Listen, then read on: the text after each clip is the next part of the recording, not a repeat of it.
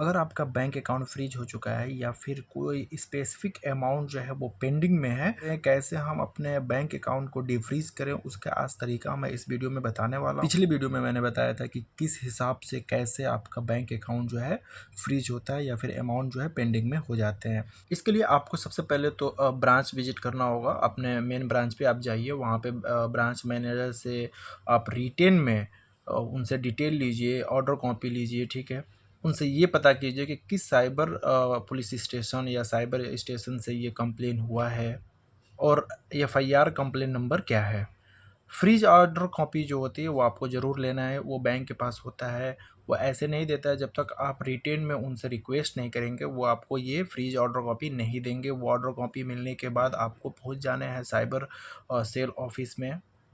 वहाँ पे आपको अपना एक कंप्लेन करने हैं, बाद में आप उसको कंप्लेन का स्टेटस भी आप चेक कर सकते हैं। और इसको लीगल साबित करने के लिए आपके पास आधार कार्ड, पैन कार्ड होना चाहिए और सोर्स ऑफ इनकम होना चाहिए कि ये जो पैसा है वो कहाँ से आया। बैंक स्टेटमेंट आपके पास होनी चाहिए। रिटेन में इसका एक्सप्लेनेशन चाहिए, वो आपको खुद लिखना है। लिख के एक लेटर आपको तैयार रखने हैं कि ये जो आपका जो ट्रांजैक्शन है, जो आपके पास आया है पैसा, वो कहाँ से आया है, किस वजह से आया, सारे डिटेल उसमें होने चाहिए।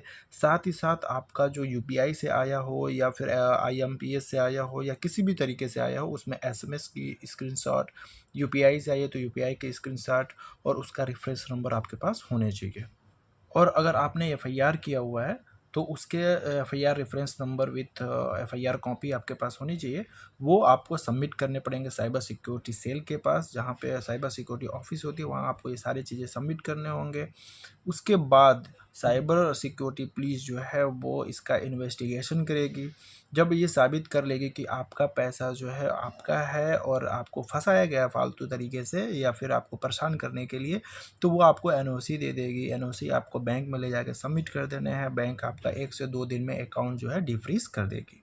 याद रहे कि अगर ये पैसा इलीगल तरीके से आया है, यानी कलर ट्रेडिंग, बेटिंग एप्लीकेशन या जो भी अन्य तरीके से अगर ये पैसा आपको रिसीव हुआ है, तो वो 100% में 90% ये आप ये समझ के रखिए कि वो पैसा डेबिट होगा, आपके पास वापस नहीं आएगा, क्योंकि ये मनी लॉन्ड्रिंग के अंदर में आ जाता है।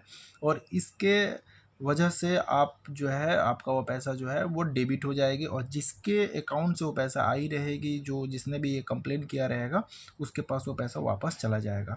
तो अगर वो लीगल है तो आपको रिफ़ंड मिलने वाला है, अगर लीगल नहीं है तो ये मान के चलिए कि वो आपके पास दोबारा वो पैसा वापस नहीं आएगा। जो पेंडिंग अमाउंट है वो डेबिट हो जाएगा आपके बैंक अकाउंट से।